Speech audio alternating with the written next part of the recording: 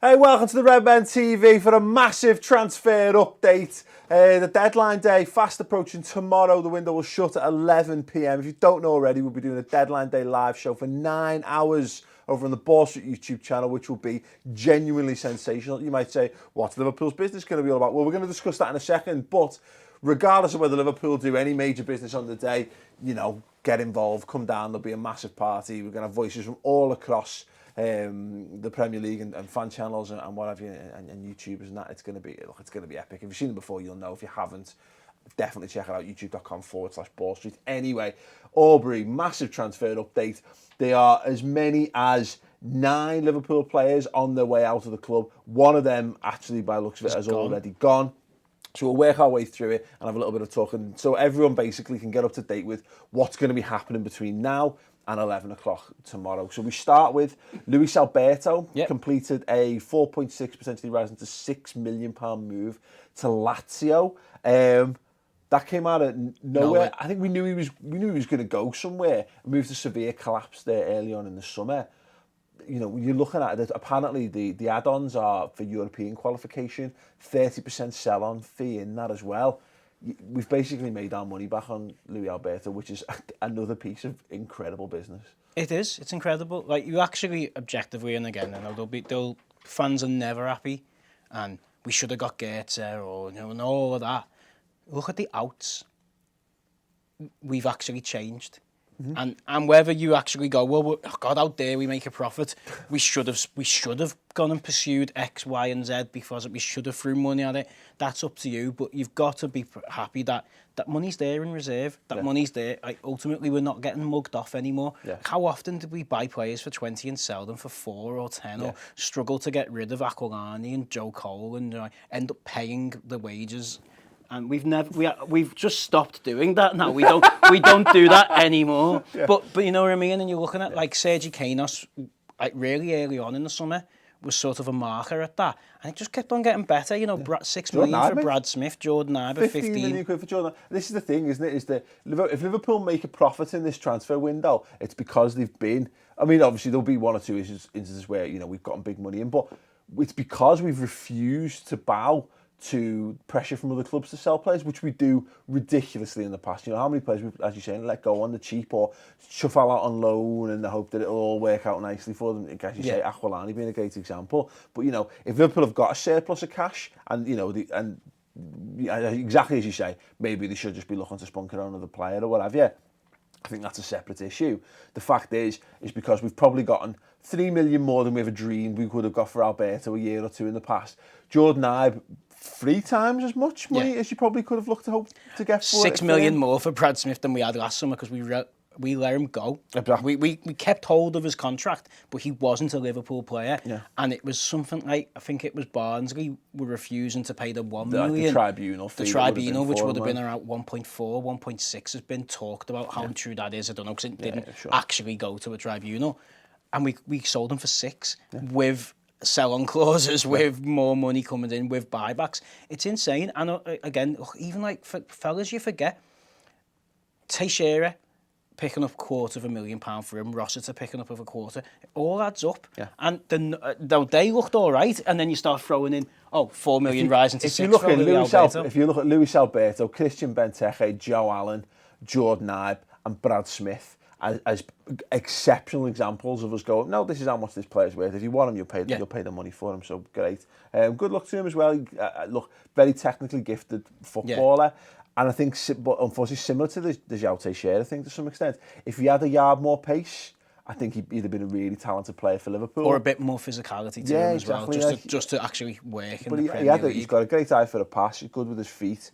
But in the Premier League, if you want to play in those key positions, not fast enough to play on the left or the right, and even nowadays actually through the middle, and it's the end of the Rafa Benitez, and then it moved. Let's just miss out Hodgson because he wasn't there for that significant amount of time to actually make it effect. And also Rodgers wanted those technical players. Yeah, it's technique first above all else. And you've gone through Suso, Pacheco, and Teixeira and Alberto, who we recruited in that mould, who didn't have quite what it takes to succeed in the Premier League. Yeah. That doesn't mean they're bad footballers. No, not at all. They've gone off to decent clubs, Joe, in the mainstay, and they've actually done all right. Like, he did really well. Like, the report I read about him, what's the name of the striker from Deportivo Arsenal I've just bought? Lucas Perez. Lucas Perez. Alberto set up most of his goals last year. Okay. You know, it said he had a really good partnership, so it's actually really bad for Deportivo. But, you know, it just doesn't work in the Prem. Yeah, absolutely. So we move on then. Andre Wisdom being linked with a season-long loan move to Red Bull Salzburg in Austria. Now, initially, you're kind of like, huh? What? Why? I think we were having a chat about it this morning. That, look, loans in the Premier League haven't really worked out for him. And I think that there's a case that I think we'd probably sell him. He's 24 years old if we had the option. If no one's coming in for him, no. I was kind of positive up that if you loan him to the continent, kind of like what we did with Alberto, the hope is that he has a good solid level of performance, and the scouts who are looking for bargains on the continent get an eye for him. You're not looking to sell him to a championship team anymore. All of a sudden, you might be looking at maybe a Bundesliga team or maybe a Serie A team. You know what I mean? It does open up the possibility. Yeah, I was fully expecting us to be talking about Andre Wisdom joining Celtic for about £1 million over the next 2 days. Yeah. That would have been a little bit of business that had happened because it just seemed so obvious. But look, we talked about it. Centre back's a mature position. If he was a right winger or if he was a forward, his career's pretty much over. Yeah. Go and find your level. You're Nathan Eccleston, mate. Yeah. But we've seen it with Mustafi from Everton, who went on and got game time at Sampdoria, and now he's a German international, potentially costing £35 million for Arsenal. And also from a former Liverpool player, Paletta. Yeah. Paletta was bought in young, never quite cut it for Liverpool, and then went and got game time in Europe. He's now an Italian international. Yeah. So you can mature into it. Andre Wisdom's got something because he's captained Liverpool at every age level up until the age of 21. He's captained England up until I think it was under 19s, under 20s. He was highly rated. Yeah. He's just never been able to do it. Something, or whether it's just that something that you're missing sometimes. Maybe, you know, again, he's entering that last chance saloon. Maybe not. He'll probably have a fine career in football, but whether he have a top level career, I don't know. And I can't see him coming back and having an impact at Liverpool at this point. Now, Thiago Ilori, have you heard anything about what's going on with him? So again, reading the This Is Anfield article on Andre Wisdom going to Celtic, it said Thiago Ilori was chosen ahead of him in the travelling party for the Spurs game, but he didn't make the match day 23. So he went down in case, you know, somewhat Mata picks up an injury and you needed to draft in another centre-back to be on the bench or whatever. That was the last time I heard his name. I can't say I watched much Olympic. I watched loads of Olympics. I didn't watch much Olympic football. I didn't watch any of Portugal in the Olympics, so I don't know whether he was playing. Yeah. He's going to... look, we're kind of moving into the realm. Don't be surprised to see him pick a low move up in the next day. We're moving into the realm of what we did the last few seasons, where we've actually shipped out players for good money, and now we're kind of left with the real deadwood, who are just like, just go and find a loan, will you? Yeah. So Mamadou Sakho turned down a loan move to Stoke. Yeah, that's big. That's really big. That's huge. I think a lot of people had expected that to just be a bit of a formality. Now the question is, I saw people kind of summarising online last night that he wants to stay and fight for his place. And look, if that's the case, fair play to him, because you know who knows what happens. You know, maybe we do an injury to Lovren and an injury to Klavan, and you know he's starting matches for Liverpool with no doubt. My feeling though is that if we're prepared to let him go out on loan, that there must be a deeper reasoning behind that. There must be a sensible reasoning behind that, and so that I don't know. I mean, he's not soft. He'll know that last season we ended up with playing FA Cup games with Thiago Ilori and Jose Enrique at centre half. So I don't know. Where do you stand on the Sakho thing? It's interesting, isn't it? Basically, there's two players up there that I don't want to see leave. So by Wednesday night, I'd rather Danny Ings and Sakho were still in our squad, but I'm not Jurgen Klopp and I'm not the manager of It's a Liverpool better squad for Club. having both of those in there, but it boils down to the question we've had since the start of the season. We went back to this when we talked about the 25-man squad thing, is that we're only ever going to use probably 21, 22, 23 players all season. Who misses out, who dips out. Guys who are right at like 26 years old, Sakho now, Danny Ings 24, these guys are going to need to play football if they don't want their career to stagnate. I think it's interesting, actually. We'll move on to the Ings thing. Danny Ings, apparently Sunderland came up with a loan offer for him, which has been rejected, and Liverpool have unequivocally said he's not available for loan or transfer this window. Jurgen Klopp thinks of him as part of his plans, which is interesting because he's not been part of look, he made the bench, didn't he, against Burton. He's fourth choice centre forward at the moment. Well, Sakho's technically fourth choice centre back, but we're prepared to let him go. Now, I know there's a difference because Ings is still being rehabilitated, so maybe they feel that that's they'd rather keep him close to keep an eye on him to make sure that he doesn't fucking, because he'll be on a specified routine to get him back to the top level with Klopp's new fitness team.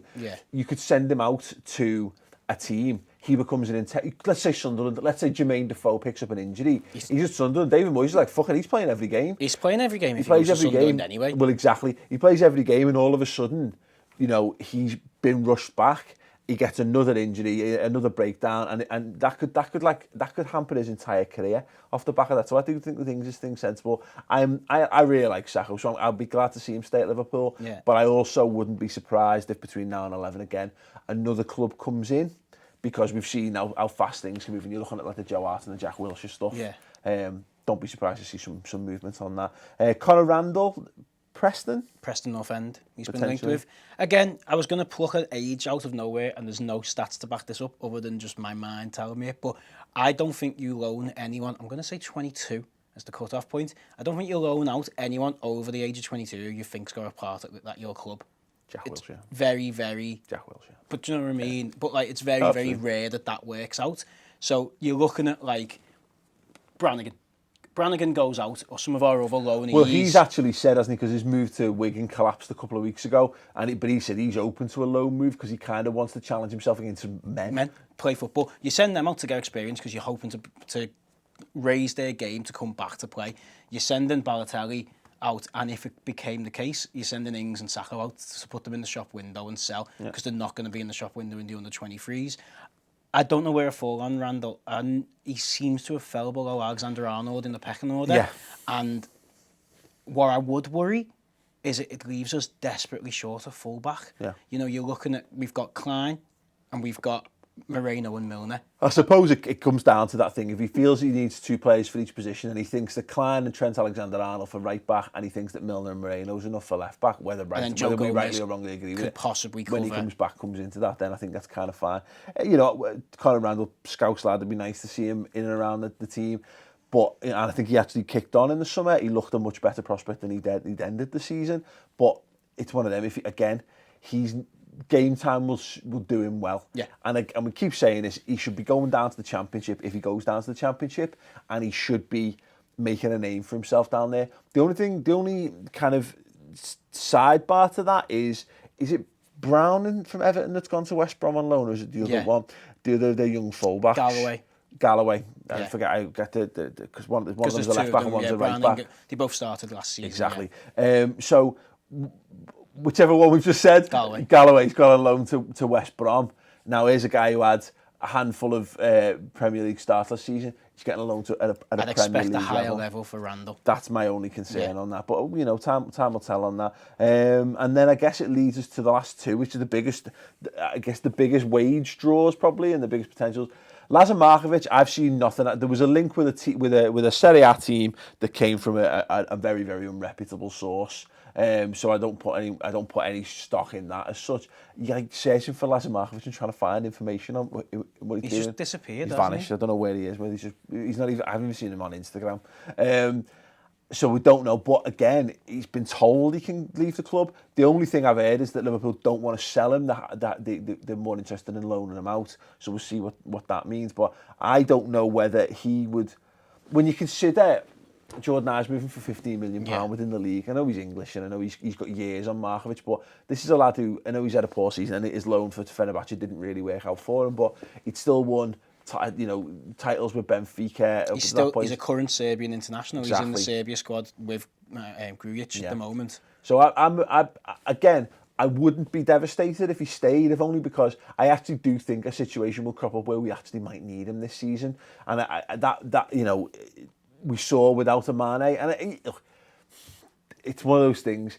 If he was good enough, or if he was prepared to fight enough, which is what Klopp is alluding to when he talks about the Daniel Sturridge stuff, then I think he would have been in contention for at least the Burnley game or the Burton game. Jesus, so Burton's the one. Yeah. But I thought, Markovic is not going to play Premier League football unless we have a mad injury crisis. But he's going to start on one of the flanks in the Carling Cup, whatever it is at the moment. It's called these days, and FA Cup, like second round, third round FA Cup games. That the fact that he wasn't even in the squad for the Burton game, and we haven't been told he's injured. Yeah. You just go, he's just not fancied by this manager. He'd rather have a first team player playing and getting experience in that game, or he'd rather go down the line and put like someone like Ajaria or someone like Woodburn in. Which, you know what, if Klopp doesn't want them, what's the point in keeping them round? We've been too sentimental with keeping kids or keeping players around. Oh, they might come good. Sell them. Try and get what you can for them, because if Klopp's not going to use them, Klopp's just signed a 5-year contract extension. Yep. In the best case scenario, and if you're a Liverpool fan, you should be wishing for the best case scenario every time. Yep. Klopp's our manager for 6 more seasons at a minimum. If he doesn't like him now, he's probably not going to like him then. Yeah. So just get rid of him so he can buy the players that he does like. The one thing I would say is if all of that was to happen, which I don't think it will, I think this one, because they've come out and said no, but you never know. Yeah, so I say if they've said that, I can't see that being an issue. And Alberto's actually travelling to Rome today to complete his medical, so let's presume that's done. And then we're left. I mean, let's just quickly move this on, actually, because we're going to run out of time on this. But we've not mentioned this guy, really, have we? What can you say? Nice, apparently. Still. Yeah, he was pictured last night having a farewell meal with friends in Manchester. But whether he was going for a meal with his mates, and people have just added the adjective farewell to exactly. But that's going to end up being a big piece of news, I think, tomorrow, when something's going to happen with Balotelli, one way or the other. Yeah. He either goes or it all falls apart, and it's a big news story about what's Klopp going to do because he's got Balotelli. He's going to end up playing. He's going to end up training under 23s or in his backyard. Yeah, essentially what's going to happen. But there you go. I think we're up to date on what's happening. If all of that happens, though, do we need to bring anyone in? So just quickly on to rumours linked in, the Telegraph's claiming that Liverpool have been dealt a blow in their James Rodriguez chase because it's being reported he wants to stay and fight for his place at Real Madrid. Sure, go ahead. Yeah, that's the thing. And any more, even though yesterday, we didn't actually touch upon it yesterday, Liverpool reportedly submitted a £30 million bid for Gremio forward Luan. We touched upon this a week or so ago. Again, that was still only being Brazil radio attributed station to Football de Gaucha, which is apparently a Brazilian radio station. I'm not really up on the Brazilian radio, if I'm perfectly honest. Their president said every good player is targeted. If a proposal arrives, we will analyse. And again, the Pulisic stuff doesn't look like it's going to happen this window either.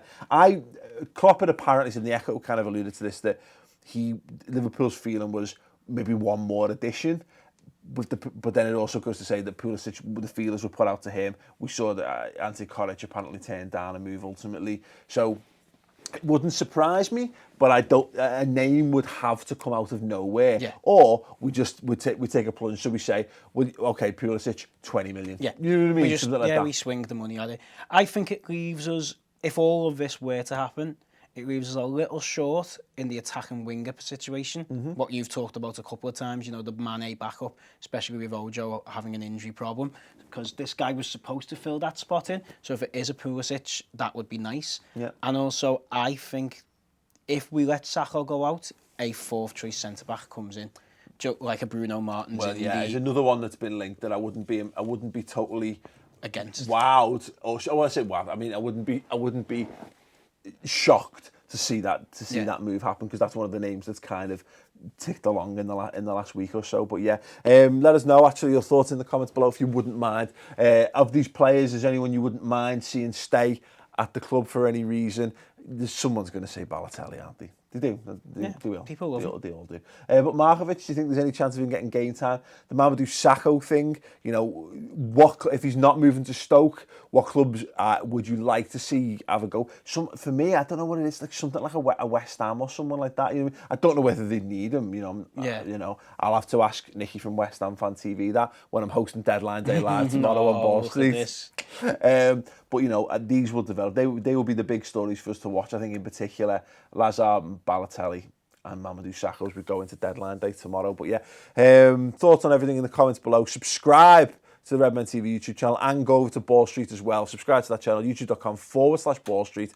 I'll be there from 3 o'clock tomorrow live all the way till midnight. The window shuts at 11. We'll be there to analyse everything that's happened, and there'll be some party games in between to keep you entertained when it all goes a bit shit and you get bored of Jim White's face and voice and demeanour and his mobile phone and his sources and car park windows with cars with windows go and all that shite. Anyway, we'll be there when we're having a laugh. Come and check it out and we'll see you there tomorrow. Cheers.